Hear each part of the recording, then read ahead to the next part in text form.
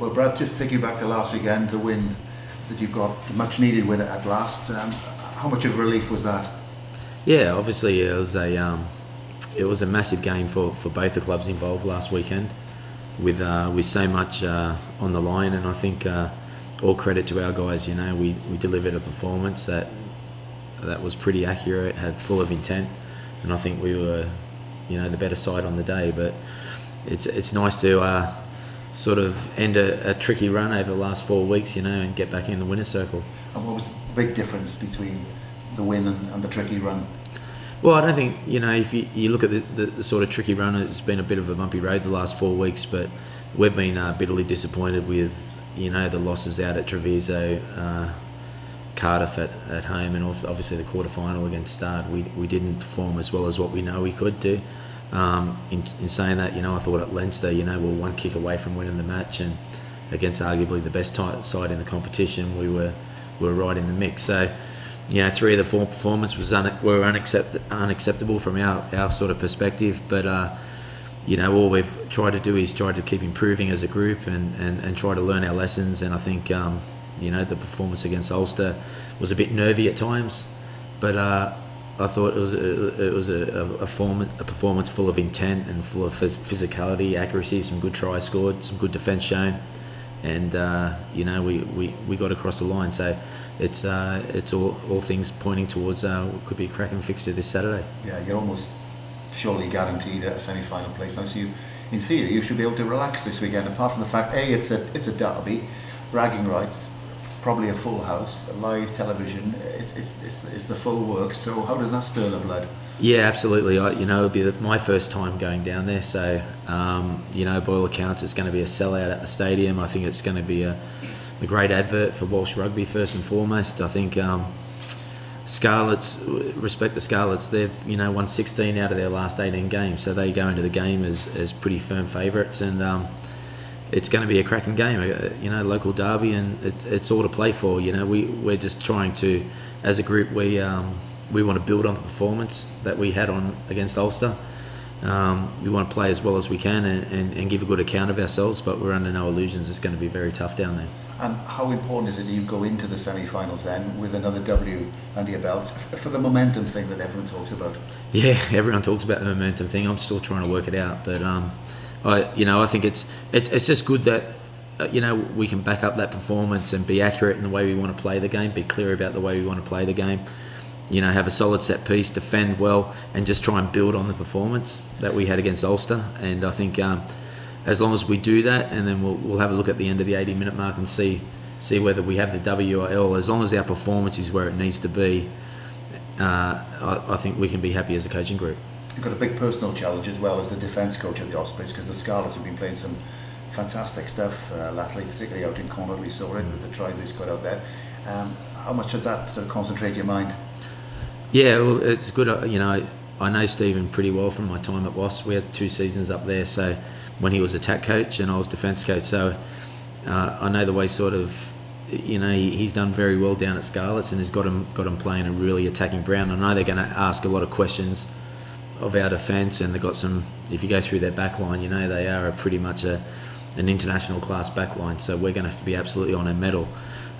We have to meet the physical challenge first and foremost, and step up in that regard, and then, you know, deal with the challenges and the attacking shape that Steve's going to put on the game, that I'm sure he's got plans for us. So I'm really looking forward to that challenge and seeing him down there. But you know, I think for us to get a result down there, all parts of our game are going to have to be absolutely on the money. We mentioned the fact, big crowd, live television, bragging rights and everything. There is a little matter as well, that it's a bit of a Welsh trial with the squad for the South Seas still to be announced. How much will that be in your players' minds, do you think? You'd have to ask them. You know, I've not discussed that with them. You know, I think we've not looked at the game as any kind of bragging rights being posed as the best region. I think for Welsh rugby to have 2 sides in the semi-finals, which I believe is for the first time in a number of years, or first time ever.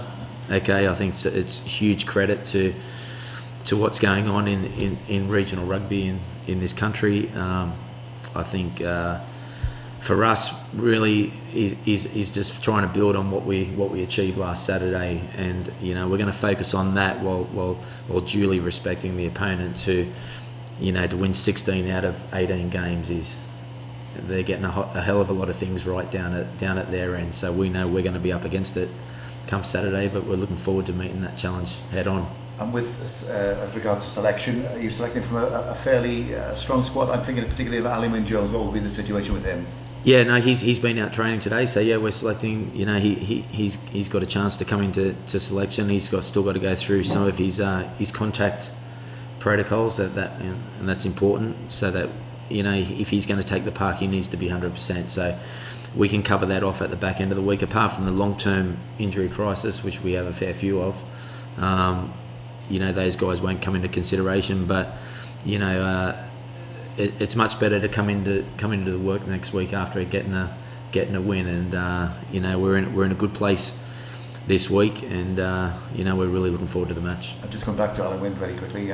Would he start or would he go on the bench? Good luck to him if you're going to try and persuade him to start on the bench, by the way. Yeah, I don't know if I'd had much chance about that, but that's something for the coaches to decide. And first and foremost, he's got to prove his fitness and prove that, and we've got to do a duty to him to make sure that everything's where it needs to be, so that he can deliver his best possible performance. So we'll cross that bridge later on in the week.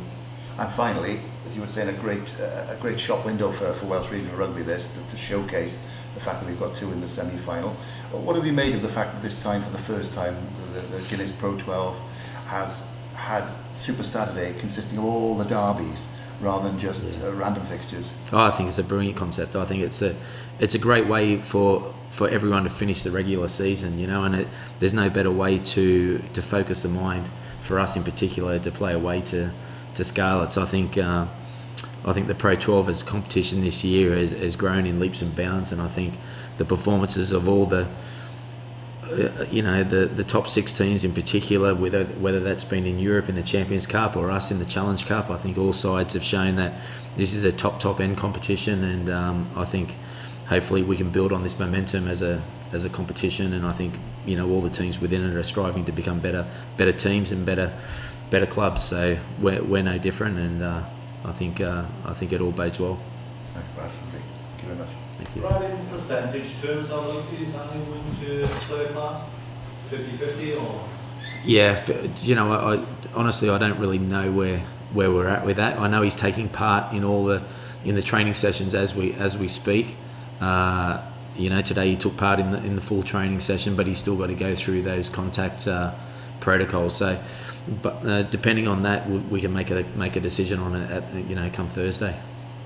Right. Well, that session today, was that a contact session? No, it wasn't. No, it wasn't contact session.